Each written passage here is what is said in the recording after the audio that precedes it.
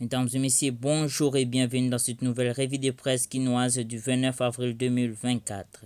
À la une de la presse Paris à Kinshasa, un nouvel épisode dans le bras de fer qui oppose les cardinals Fridolin Ambongo au pouvoir en place.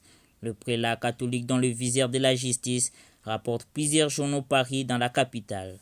En cause, le propos critique du prélat dénonçant la gestion de l'administration Tshisekedi.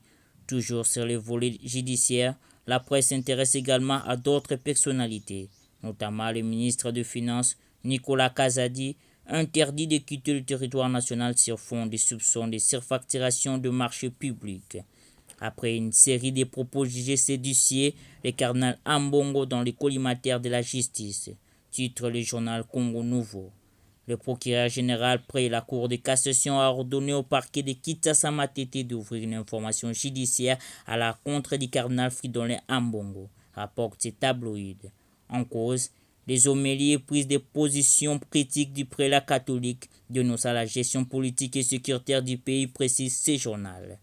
Et si le cardinal Fridolin Ambongo a été poursuivi en justice, s'interroge le journal Le Quotidien. L'homme d'église s'est illustré ces derniers temps par des sorties médiatiques qui dérangent le pouvoir en place, peut-on lire dans les colonnes du tabloïd. Des déclarations qui, selon les confrères, prêtent les flancs à l'ennemi, mais surtout démobilisent les forces armées qui font face à l'offensive du M23, soutenue par le Rwanda, précise le journal. Kazadi, Rubota et Mikulu interdits de sortir du pays. La presse se fait à l'écho d'autres initiatives judiciaires visant cette fois-ci de personnalités politiques. Affaire forage et lapandeur présumé surfacturé, les taux se resserrent autour de Nicolas Kazadi. Titre à la référence plus.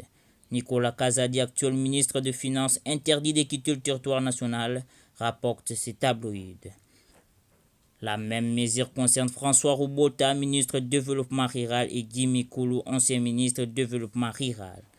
Ces trois personnalités interdites de quitter le territoire national sont soupçonnées d'avoir surfacturé des marchés publics portant sur des fourrages et de lapandeurs, rappelle le journal Le Quotidien. Les sommes présumées détournées se comptent en centaines de millions de dollars, écrit le tabloïd. Surfacturation de lapandeurs devait réveiller la peau de l'intègre Nicolas Kazadi, titre le journal Congo Nouveau.